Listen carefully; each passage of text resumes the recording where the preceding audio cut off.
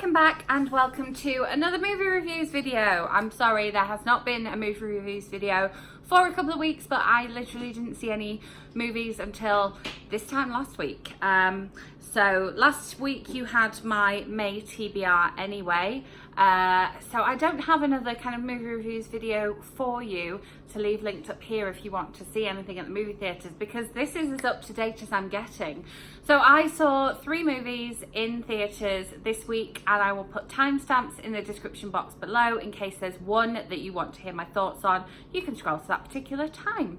The first movie I saw in cinemas this week was the documentary The Biggest Little Farm, which follows 2 people who decide that they want to have a traditional style farm in California. They're currently living in a small apartment. They've got this dog. He wants space, they want space, they want to grow stuff and produce stuff so that they can cook with it.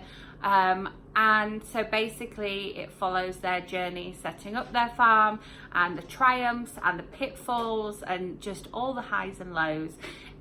We get to see the way they go about getting the money to do it. We see the animals that they have. We see the the crops and the way they basically kind of lay everything out, and how they manage expanding and growing the farm to turn it into the farm that they want it to be.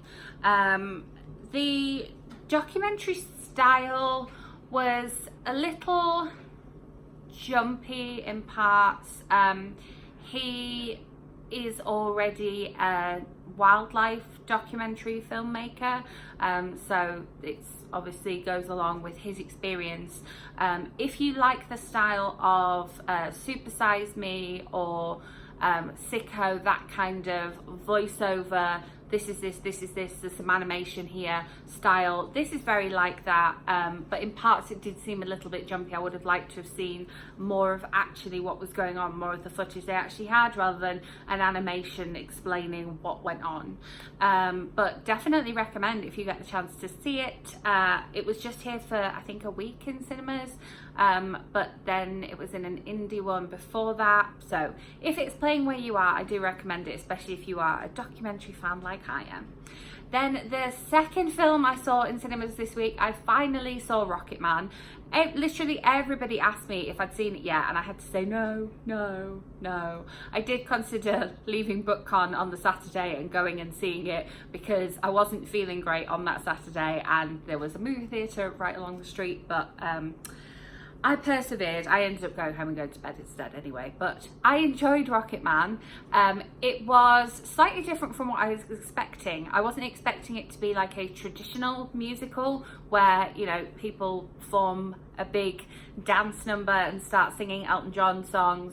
I expected it to be a little bit more like Bohemian Rhapsody, in that they had performances and the songs kind of behind sort of real action that was going on, not kind of the characters stopping and singing to the camera with the other characters in the room or the building. But I love the fact that it was more of a traditional musical, because I love traditional musicals. I mean, I love a musical. I was always going to enjoy this one, but it is slightly different from what I was expecting. And you don't get, I don't think, from the previews, the fact that it is a full-on musical where they will burst into Elton John songs at any moment in time.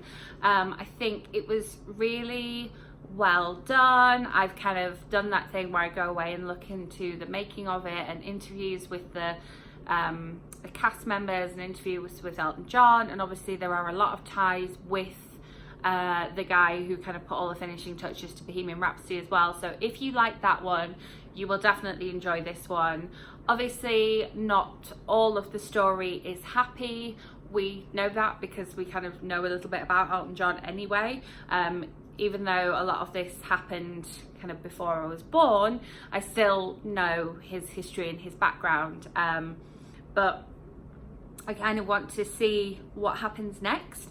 So it takes us up to a certain point in time, and then I would like another film that tells the rest of it from up until where we are now. I don't know if there's plans to make that, but I was like, okay, so you're giving me a kind of, this is what Elton John looks like now, and this is what he's doing now, and this is what the other people in the film, where they are now, but I would like that to be dramatized as a musical as well. So I need a part 2. I definitely need a part 2 for that one, but obviously definitely recommend it. It should still be playing where you are. I wasn't that late to the game on this one.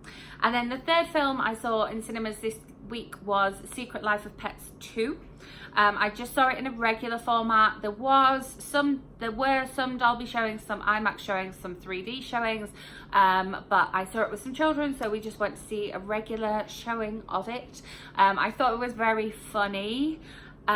We all agreed that it wasn't as good as the first one, but there was points where we were all laughing.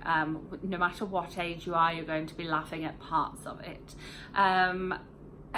There were some things that were brought to my attention that, well, this film is a few years after the original film, and some of the timelines, would those animals still be alive? But I'm like, well, it's animation, anything can happen. Like, the bunny puts on a superhero outfit and talks. It's animation. I don't mind the fact that the bunny is still alive when they shouldn't really be, given animals' lifespans. Also, when they're driving through the streets of New York, there's never any traffic and never any hooting. But it's animation. It's allowed to be a separate world. It's just, you know what you're getting yourself in for with The Secret Life of Pets 2. Especially if you've seen the first one. If you haven't seen the first one and you are planning on watching the first one, obviously the second one will give you some spoilers as to how these pets all work together and what happens when new pets come in. So make sure you watch that one first if you're planning on watching it. You don't have to have seen one to understand 2. It's just a new adventure, and this one does take us outside of New York City as well, and it's kind of 2 parallel main storylines too, which is quite cool because it means that there's not like a main character. Obviously all the voices are fantastic and they really add to what is funny about the film, but yeah, I think there's definitely something in there for everyone. I took various different age children to see it, and obviously I am an adult and I was watching it and I enjoyed it. So yeah, that's another definite recommend from me. I'm glad that the 3 films I saw this week were all well received by me. And yeah, I'm looking forward to seeing some of the other ones. I did have plans to see another film last night, so I was hopefully going to be bringing you 4 movies this week, but I just couldn't stay up that late. I had to go home and go to bed. I said that twice in this video now. I'm not that tired, I'm fine.